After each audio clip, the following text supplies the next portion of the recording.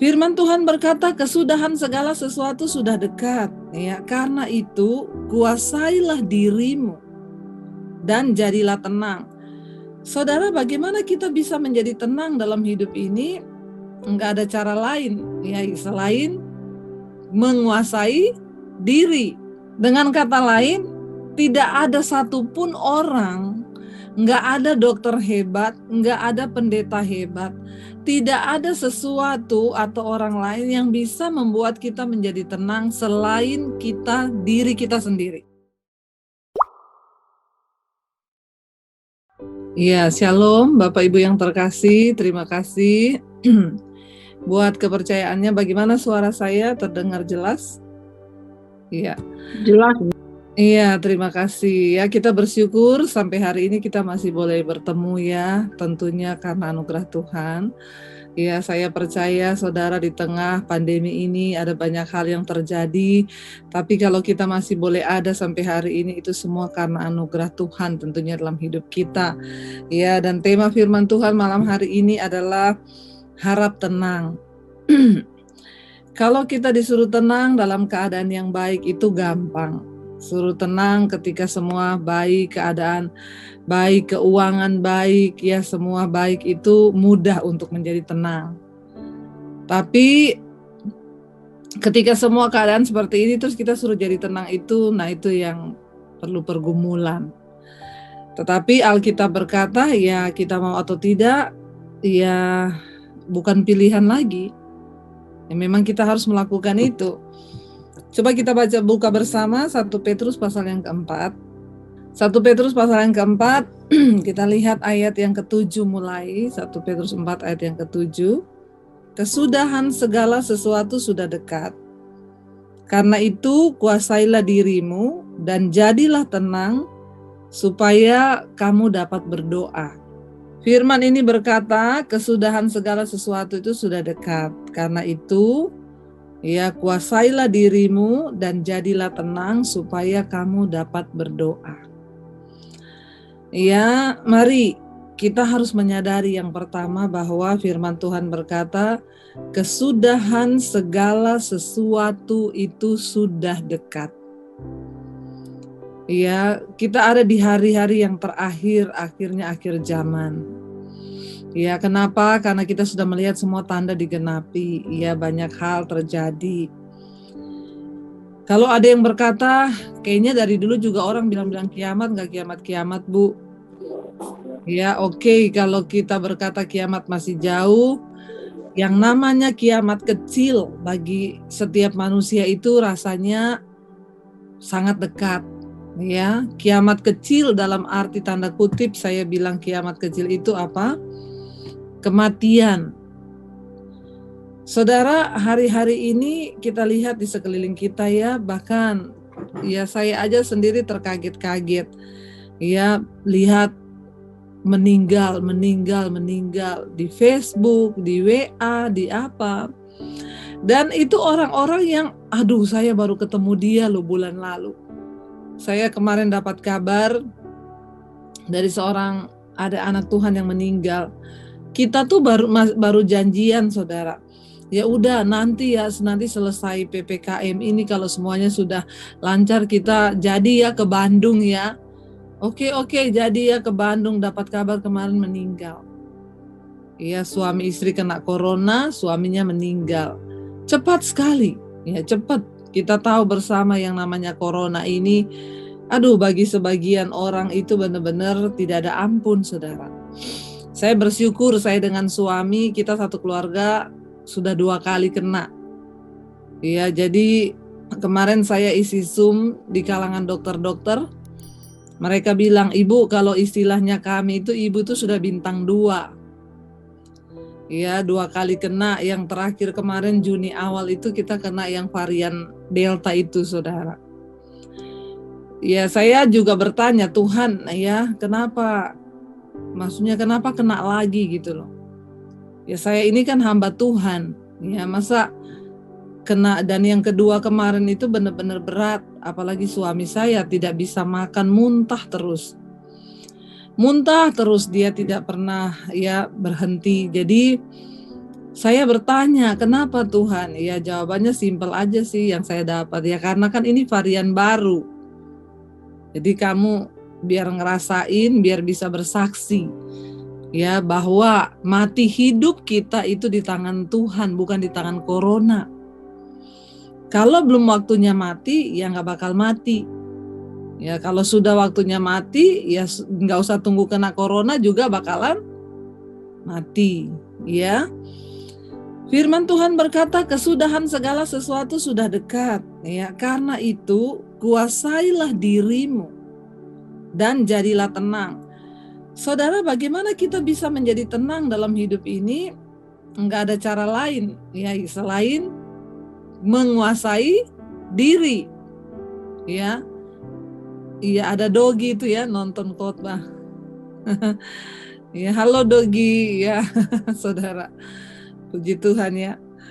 Saudara, jadi firman Tuhan berkata bahwa kita harus menguasai diri supaya bisa jadi tenang.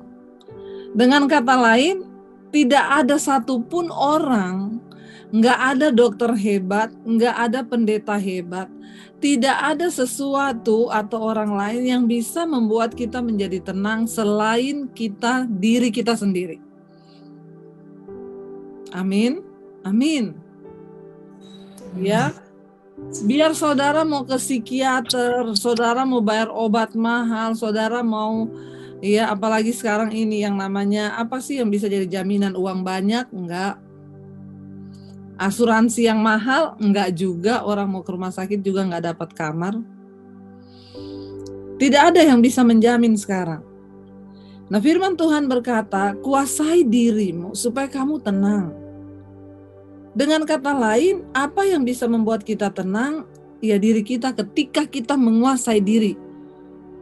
Saudara, ketika kita takut, mari kita mulai belajar memperkatakan firman. Hanya orang yang percaya sungguh kepada Tuhan lah yang dapat benar-benar menguasai diri. Artinya apa? Ada firman Tuhan di dalam hidup kita.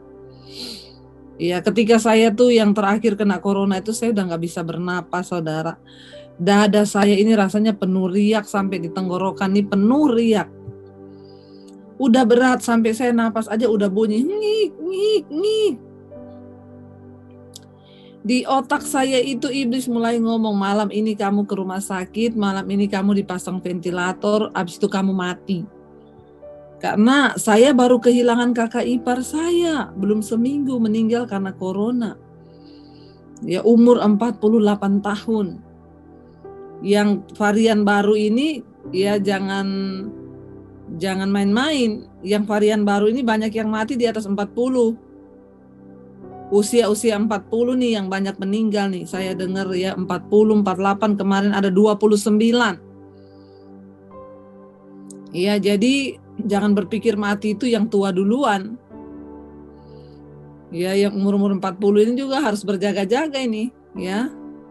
Kesudahan segala sesuatu itu sudah dekat, karena itu kuasailah dirimu, jadilah tenang. Bagaimana kita bisa menjadi tenang? Ya dengan kita menguasai diri. Bagaimana kita bisa menguasai diri? Waktu kita memiliki firman di dalam hidup. Waktu saya sesak napas itu malam, saudara, aduh saya masih kebayang ya kakak ipar saya. Jadi saya terjangkit karena saya pergi ke Solo. Waktu saya pelayanan ke Surabaya, lalu mampir di Solo, pas di Solo kakak ipar saya itu meninggal. Ya, waktu kami lewat ke Surabaya dia udah masuk ke ICU. Cuma beberapa hari, usianya 48 tahun. Masih muda, nggak ada sakit. Kami pulang mampir Solo sehari pas meninggal. Jadi ke saudara ketika dia meninggal, ya sudah saya juga dan suami bilang kita tidak usah pergi ke rumahnya karena mereka satu keluarga positif. Tapi suaminya itu dimakamkan dari rumah sakit secara protokol COVID. Jadi dari rumah sakit langsung dibawa ke pekuburan. Ya, nah kita tadinya nggak mau datang. Ya, rumahnya juga tidak terlalu jauh. Kompleksnya itu bersebelahan. Tapi ketika saya dengar ada orang yang di rumah istrinya itu dia bilang, ini istrinya kakakmu sudah lari-lari di jalan loh, nangis, nggak ada yang hibur, nggak ada yang menyapa. Ya, ini masa nggak ada dari keluarga itu ke sini menenangkan. Ya saya mencoba meresapi ya, berat saudara. Memang berat. Akhirnya saya bilang ke suami saya, yuk kita ke sana yuk. Terus kata suami saya, mereka positif loh. Tuhan tahulah niat kita, Tuhan lihatlah hati kita. Masa akhirnya belas kasihan jadi dikalahkan karena ketakutan saudara. Tapi memang memang benar-benar akhir zaman, firman Tuhan berkata akhirnya belas kasihan. Ya, dan benar kami datang, padahal kakak ipar saya ini dia ketua RT loh. Yang sangat disenengin di situ karena dia itu orangnya suka bercanda, lucu. Depan rumahnya itu dia bikin gapura gitu, tempat orang berkumpul di situ. Waktu saya datang sampai di sana kaget saudara, tidak ada satu orang pun tetangga yang datang ke rumah itu. Semua tutup pintu, cuma ngintip dari balik jendela. Itu lihat istrinya nangis-nangis gitu, nggak ada. Kenapa? Semua takut. Akhirnya saya datang, istrinya peluk saya, dia nangis saudara. Ya sudahlah. Ya, saya juga cuma bilang sama suami, ya kita mau apa ya. Saya pikir saya sudah pernah kena, ya nggak bakalan kena lah. Dan waktu itu saya belum heboh varian Delta ini, itu akhir Mei. Ya, akhirnya kami balik ke Jakarta hari Sabtu, hari Minggu suami saya mulai pusing. Dia rasa mual, dia rasa muntah ya, lalu pusing, badannya meriang. Saya bilang, ya pasti kamu itu karena kecapean ya kalau ngedit sampai malam-malam. Ya, tapi kita ke klinik, ayo pergi ke dokter saudara. Sampai di dokter yang biasa nangani suami saya, dia bilang, wah bapak nih langganan nih. Pasti begadang terus ya Pak. Saya bilang, iya kita baru pulang dari Solo. Iya ini tekanan darahnya cuma 80/60 loh. Iya, terus suami saya bilang, iya saya mual dok. Iya kalau 80/60 tuh pasti mual. Ya Bapak tuh kecapean. Dan akhirnya karena kecapean dia bilang kena di lambung, kena di pencernaan. Saya kasih obat untuk radang pencernaan. Dikasih obat saudara, biasanya kalau sakitnya seperti itu cuma minum vitamin terus minum obat tidur sembuh. Waktu pulang dari klinik siang itu sampai di rumah dia bilang saya pengen muntah, padahal 1 hari itu sudah tidak makan, nggak ada yang bisa masuk. Jadi ternyata memang virus corona itu pertama kali dia menyerang lambung. Yang varian Delta ini, kalau ketika dia berhasil menyerang lambung, dia orang nggak bisa makan lagi, muntah-muntah.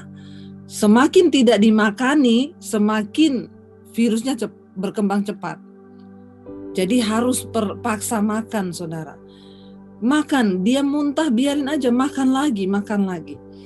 Nah akhirnya saya waktu pulang dari klinik itu suami saya habis minum obat mual malah muntah saudara. Itu muntahnya nggak bisa ditahan gitu ya. Pokoknya kayak air tuh keluar. Saya baru kali itu lihat suami saya sudah pucat, dia tidak berdaya bener-bener. Kita nggak tahu kalau itu corona, belum tahu, masih pikir oh masuk angin. Malam itu saya dapat telepon dari kakak ipar saya yang di Solo yang saya tinggal di rumahnya. Dia bilang, Dep, kamu nggak ada yang gimana keadaan kamu di situ? Saya bilang, ini Daniel sakit mbak, muntah-muntah mual. Aduh, dia bilang, sebaiknya kalian berdua PCR. Kenapa? Kami di sini semua positif. Waduh, saya dengar begitu saudara, saya langsung aduh, ya udah. Sore itu juga kita PCR saudara, karena PCR keluarnya 24 jam. Jadi saya belum bisa dapat hasil, tapi kita sudah berjaga-jaga. Ya akhirnya benar besoknya itu keluar hasil positif, saya berdua suami. Puji Tuhan anak-anak kita negatif. Kita isolasi mandiri di atas, anak-anak di bawah. Saya telepon beberapa teman yang tahu, dan ada salah satu teman dia juga dokter, dia kasih obat. Waktu itu puji Tuhan belum meledak kasusnya, masih akhir Mei itu. Jadi saya masih dapat itu obat Avigan, suruh minum Avigan 1 hari 8. Ya, 1 orang 8. Saudara bayangkan itu obat Avigan 1 butir 90.000. 1 hari 8, 1 orang lah kalau 2 orang. Ya, jadi ya udah saya minum ya 1 hari 8, terus vitamin C-nya 2000. Pagi 1.000, malam 1.000, vitamin D-nya 8.000. Jadi pagi 4.000, sore 4.000. Minum saudara, waduh suami saya makin drop, nggak bisa makan apa-apa. Saya tuh berdoa, Tuhan, intimidasi iblis, karena kakak ipar saya yang meninggal tuh awalnya cuman begitu, mual, tidak bisa makan. Jadi dia cuma bilang masuk angin biasa begini. Saya udah bilang waktu itu, paksa makan loh mas, nggak bisa. Gimana mau dipaksa? Dia bilang ini cium apa aja mau muntah terus. Saya bilang tapi harus paksa. Dia bilang nggak bisa. Bener saudara, cuma dalam waktu 3 hari dia drop, langsung sesak. Waktu sesak napas dibawa ke rumah sakit, langsung ventilator ICU, cuma 2 hari meninggal. Jadi saya tuh terintimidasi, iblis ngomong, suamimu sebentar lagi kayak kakak iparmu. Habis itu dia dibawa ke rumah sakit. Saya bilang, saya makan, saya please, saya makan. Dia bilang gak bisa, bener-bener tidak bisa. Saya bawa makanan apa itu dia baru cium udah muntah saudara. Tapi saya tuh berdoa ya, puji Tuhan, Tuhan tuh kasih saya hikmat. Suami saya tuh suka pisang. Jadi saudara, saya suruh orang beli pisang, dia tuh bisa makan pisang dan tidak mual. Ya, dia bisa makan pisang. Jadi puji Tuhan lah hari itu habis separuh, walaupun cuma separuh tapi kan ada isi lambungnya. Makan pisang, besokannya bisa makan pisang. Akhirnya puji Tuhan suami saya berangsur pulih, saya yang drop saudara, karena saya urusin dia. Saya sih tidak mual, tapi batuk-batuk tidak bisa berhenti. Nah ketika saya hari yang kelima itu saya batuk-batuk nggak bisa berhenti, di situ saya rasa berat. Saya sampai bernapas itu sudah bunyi ngik, ngik, udah seperti itu saudara. Belum lagi iblis tuh mengintimidasi, kamu mati, abis ini ke rumah sakit. Di pikiran saya udah berpikir saya harus hubungi teman saya. Dia bilang, ibu kalau ada apa-apa ibu hubungi saya siapin kamar rumah sakit buat ibu. Lalu saya dalam kepanikan saya dengar suara itu berkata, jadilah tenang. Aku Tuhan yang pegang kendali. Ya, aku Tuhan yang pegang kendali. Jadilah tenang. Saya mencoba menarik napas dan memperkatakan itu dalam nama Yesus. Aku harus tenang, Tuhan yang pegang kendali atas hidupku. Saya tarik napas, tiba-tiba ada suara yang berkata, kenapa kamu mengandalkan kanan kiri, mengandalkan orang, mengandalkan dokter, mengandalkan obat? Kenapa engkau lupa mencari aku dan berserah, aku yang pegang hidupmu? Hari ini Tuhan berkata, ambil perjamuan. Angkat perjamuan kudus. Saya bilang ke suami saya, Tuhan ingatkan kita untuk perjamuan kudus. Suami saya bilang, yes, aku juga barusan dapat yang sama. Kita angkat perjamuan kudus. Saya siapkan semuanya, saya ambil di tengah napas saya yang sudah berat, saudara. Akhirnya kita perjamuan, saya perkatakan, Tuhan, darahmu dan tubuhmu ini yang sudah menanggung sakit penyakit dan segala kutuk. Malam ini aku imani di dalam nama Tuhan Yesus. Kalau belum saatnya aku mati, maka tidak ada satu kuasa virus yang boleh lama-lama berdiam di dalam tubuhku. Aku patahkan, hancurkan kuasanya dalam nama Yesus. Lalu kami perjamuan saudara, dan setelah perjamuan itu tenggorokan saya ini rasanya panas, lalu plong sampai benar-benar saya bisa bernapas lega, dan malam itu saya tidur tanpa batuk satupun. Tuhan itu ajaib. Ketika saya itu bersaksi saudara, akhirnya kan saya bersaksi itu ya di mesbah doa tentang kesaksian saya. Saya mendapat banyak kesaksian dari orang-orang yang kena corona itu mereka melakukan yang sama.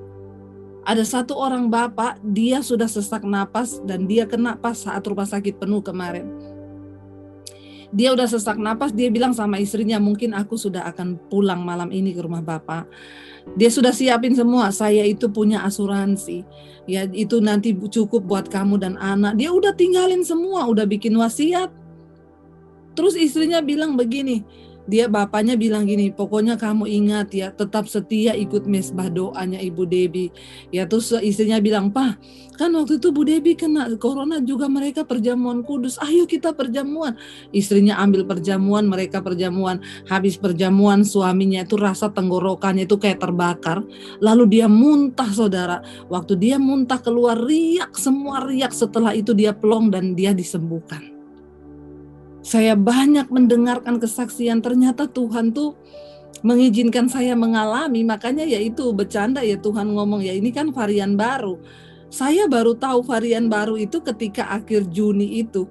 Kita sudah sembuh, baru itu heboh tuh awal Juni ya, akhir Mei, awal Juni itu heboh kan tentang varian baru itu. Saya baca semua apa kriterianya itu, 1 mual, 2 wah itu semua tuh yang benar-benar ya ada di suami saya.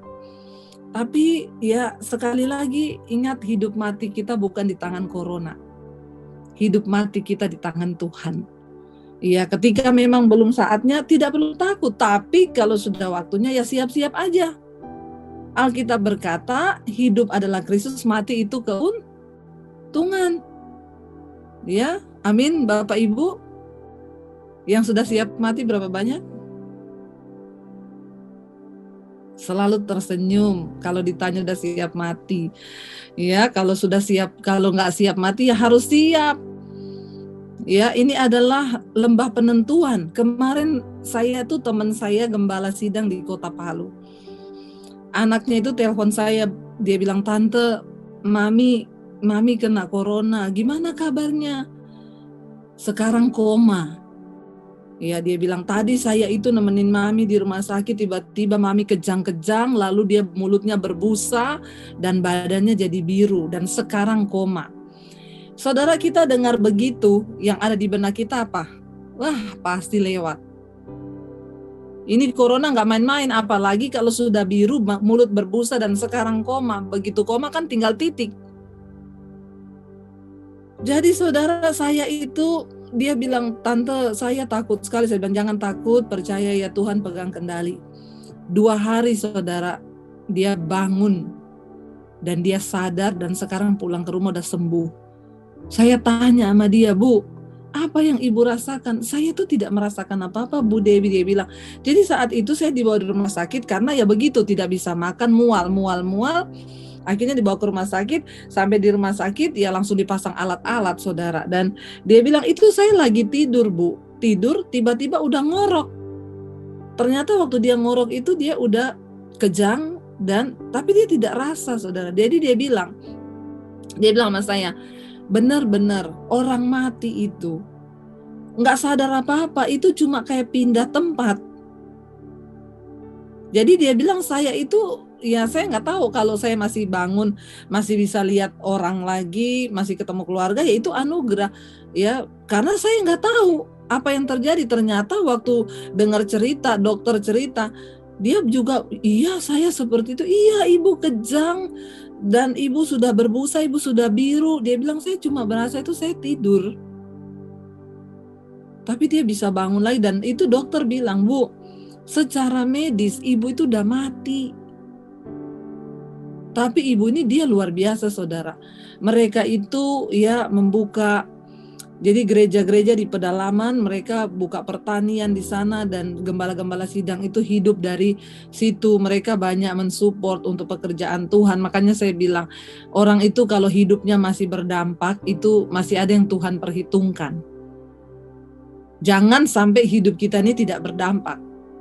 Jadi Tuhan bilang biarin aja lewat. Daripada nggak berdampak juga ngapain, jadi suami juga cuma bikin di rumah, bikin marah-marah, biarin aja lah, pulang aja lah. Hati-hati saudara, harus ada alasan untuk Tuhan ini bisa memperhitungkan kita loh.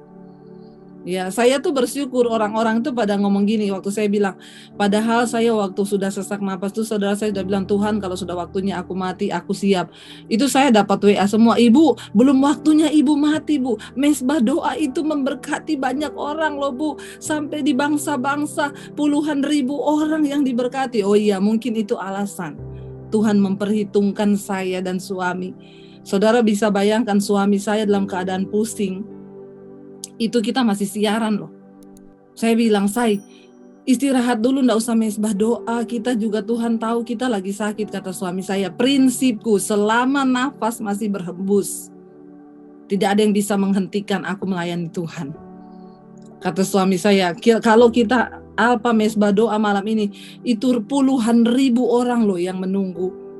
Masa kita mengecewakan mereka mau berdoa?" Sampai pernah dia lagi di depan laptop muntah, saudara, tuh laptop tersiram sama muntah semua.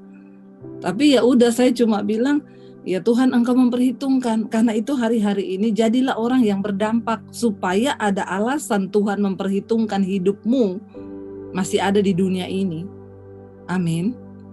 Jangan jadi orang yang tidak berdampak. Bagaimana berdampak? Nggak usah berpikir yang terlalu tinggi sampai bangsa-bangsa. Diawali dari rumah tangga dulu. Sebagai suami, jadi suami yang takut Tuhan, berdampak membawa istri dan anak-anaknya kepada Tuhan. Jangan menjadi suami yang membawa roh kuda merah.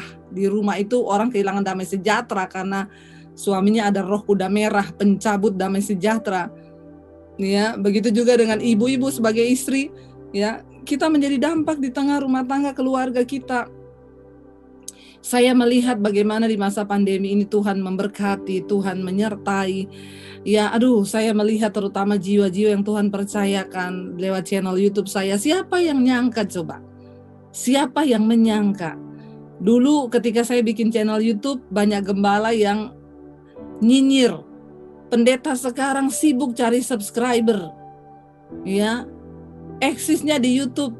Saya cuma mengelus dada aja. Sekarang mereka WA, "Ibu, bantu cariin subscriber dong."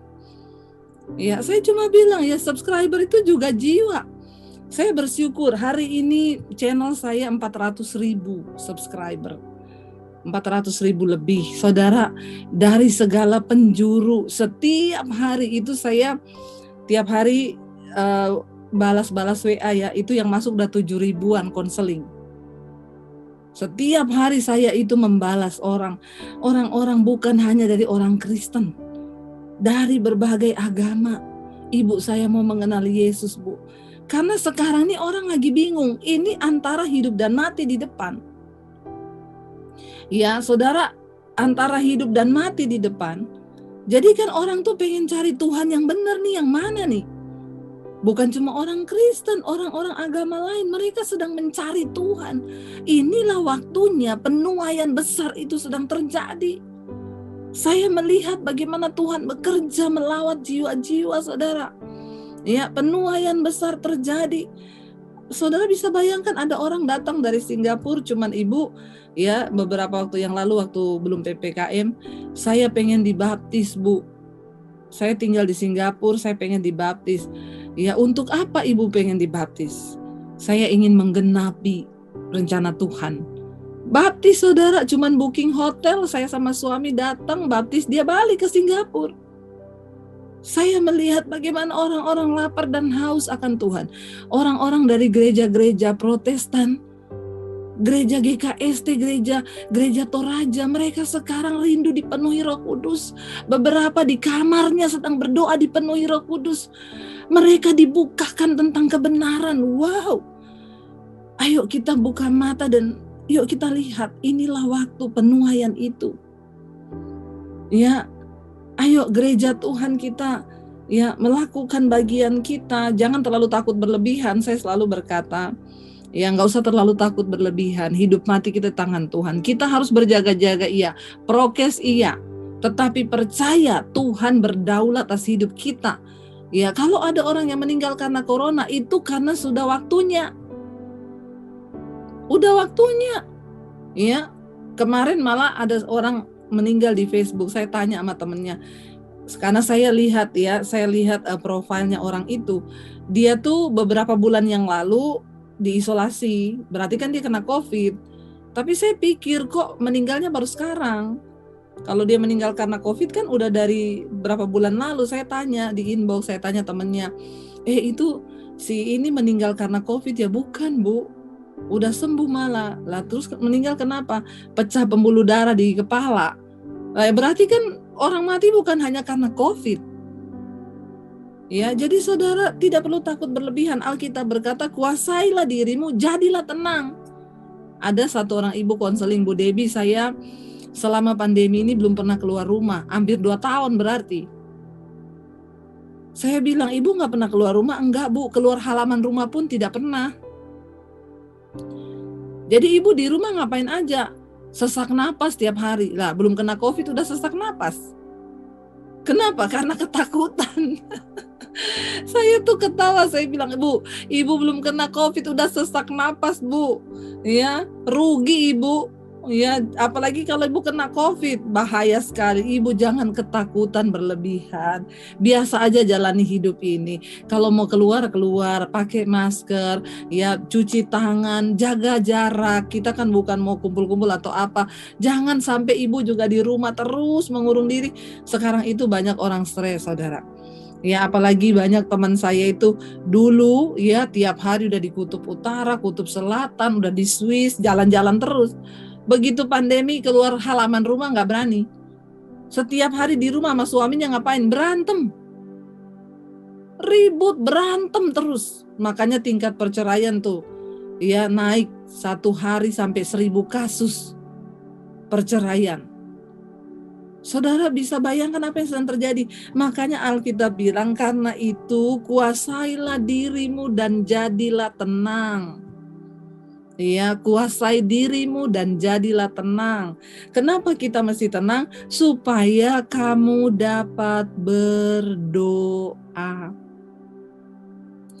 Ternyata untuk bisa berdoa kita perlu ketenangan. Karena orang yang tidak tenang itu berarti tidak beriman. Nah, waktu kita nggak tenang, kita nggak beriman, kita berdoa, Alkitab berkata, orang yang tidak tenang, tidak percaya, dia sama dengan gelombang laut yang diombang-ambingkan kian kemari. Tidak ada iman, dan orang yang seperti itu, kata firman Tuhan, jangan harap dia menerima sesuatu yang dari Tuhan. Jadi kita perlu menenangkan diri supaya kita bisa berdoa. Waktu kita bisa tenang, itu artinya kita mempercayai Tuhan.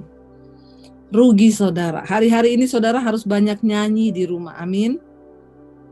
Nyanyi memuji Tuhan, ya. Menyembah Tuhan, nyanyi. Ya, jangan salah lagu, tapi kiri kananku ada virus, sekelilingku ada virus. Ya, jangan lagunya diganti, ya. Kita harus nyanyi, kiri kananku ada Tuhan, sekelilingku ada Tuhan. Ya, bukan soal tua atau muda. Teman saya umur 54 kena corona, mamahnya 86, dua-duanya terpapar COVID. Kalau kita dengar begitu, kira-kira menurut kita yang mati yang mana?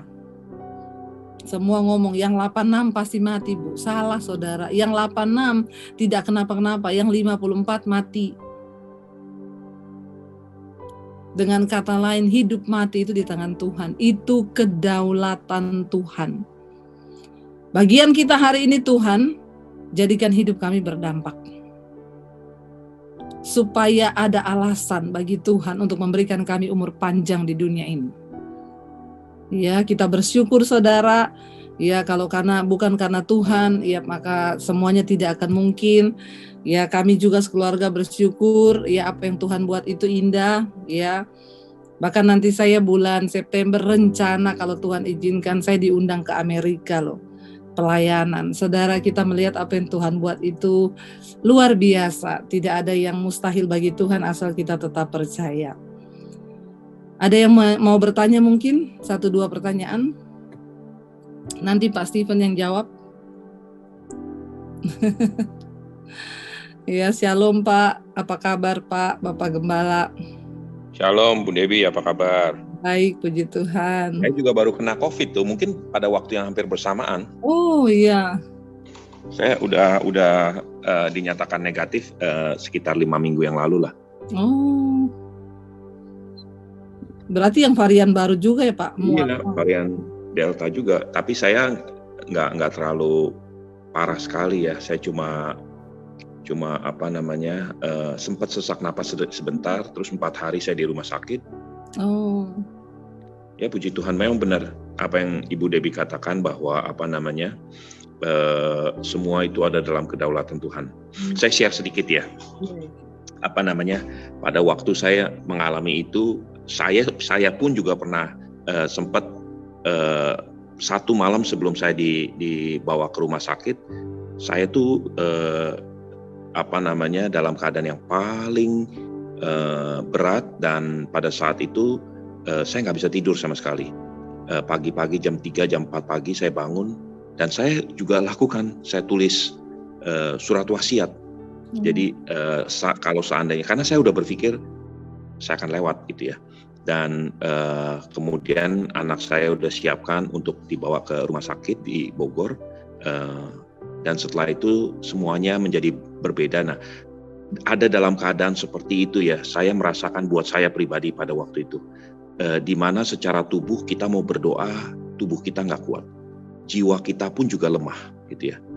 Buat saya satu-satunya yang membuat saya tuh bisa tenang adalah saya mengenal karakter Tuhan. Jadi saya tahu bahwa Tuhan itu Allah yang Maha Kuasa dan Allah yang peduli. Kalau Dia memutuskan bahwa baik bagi pandangan Dia untuk saya pulang, ya saya berserah. Tapi kalau Dia memutuskan baik pada pemandangan Dia bahwa saya akan hidup, sekalipun saya mengalami penyakit itu pada waktu itu, saya tahu ada cara Tuhan, dan itu membuat saya jadi tenang. Saya saya berserah, karena memang dalam keadaan seperti itu kita nggak bisa buat apa-apa. Betul-betul kita nggak bisa mengandalkan siapa-siapa dan nggak bisa buat apa-apa. Dan kita sendirian kok, keluarga pun nggak boleh datang toh. Jadi dan dalam keadaan seperti itu, pengenalan kita akan Tuhan itu penting sekali untuk kita bisa belajar tenang dan biarkan Tuhan yang bekerja. Itu yang saya alami, Bu Debbie. Iya betul Pak, luar biasa ya. Ya pada akhirnya setiap orang itu kalau menghadapi kematian ya semua sendiri, benar. Kematian itu akan, ya kita nggak usah bicara udah sekarat gitu. Saya aja merasakan sesak napas itu, saya juga nggak bisa tidur. Itu batuk tidak bisa berhenti ya. Saya juga ya sampai di satu titik ya hanya memperkatakan firman, betul yang seperti Bapak bilang, Tuhan aku percaya bahwa Engkau yang pegang kendali atas hidupku, Tuhan yang berkuasa. Kalau belum waktunya saya mati, saya tidak akan mati. Tapi kalau sudah waktunya saya berserah. Ya pada akhirnya satu titik saya ingat kakak ipar saya ketika dia sudah mulai udah mulai drop di rumah sakit, dia WA, dia bilang saya sudah tidak kuat, saya hanya berserah pada Tuhan. Memang udah nggak ada yang bisa kita andalkan saudara. Napas kita bukan ditabung oksigen, ya tetapi napas kita berasal dari Tuhan, benar ya. Dan kita bersyukur ya kalau sampai hari ini kita masih diberikan kesempatan hidup, itu artinya Tuhan masih punya rencana atas hidup kita. Kita tundukkan kepala, kita berdoa. Bapak terima kasih buat malam ini, kami tahu dan percaya Tuhan masih memberikan kami kesempatan, itu artinya masih ada rencana Tuhan atas hidup kami yang harus kami selesaikan. Selama kami diberi kesempatan hidup, ajar kami hidup di dalam perkenanan Tuhan. Kami mau membuang semua hal yang tidak berkenan, dosa, kenajisan, percabulan, amarah, kepahitan, dendam, apapun yang belum beres di hidup kami. Tuhan tolong kami mau membereskan semua itu. Biarlah Tuhan kami ada di dalam perkenanan-Mu, sehingga kapanpun Tuhan panggil kami sudah siap. Berkati umat-Mu, anak-Mu, semua jemaat-Mu Tuhan malam ini yang ikut ibadah Zoom ini. Hamba berdoa kami semua melepaskan Tuhan, biarlah perlindungan Tuhan sempurna atas setiap anak-anak-Mu. Yang terutama Tuhan Engkau yang memberikan ketenangan dalam jiwa kami, karena kami percaya pada firman-Mu dan kami mengenal pribadi-Mu Tuhan. Terima kasih Bapa, segala pujian, hormat, kemuliaan hanya bagi Engkau, dalam nama Yesus kami berdoa mengucap syukur, haleluya, amin, amin, amin.